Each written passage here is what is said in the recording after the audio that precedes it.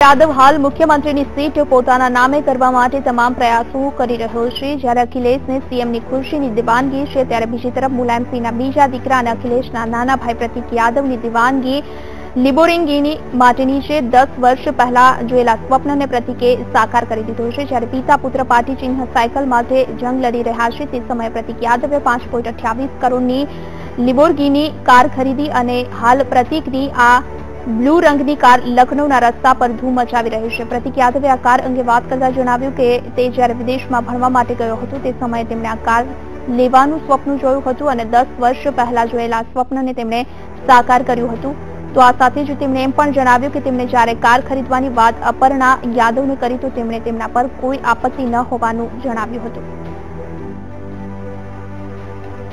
Fascination मेरे दिमाग में भी था वाइल ग्रोइंग अप कि कभी इस तरह की चीज़ यार मेरे पास भी हो।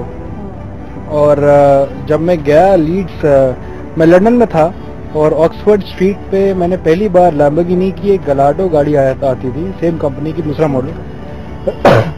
जब मैंने वो पहली बार देखी तो मैं बिल्कुल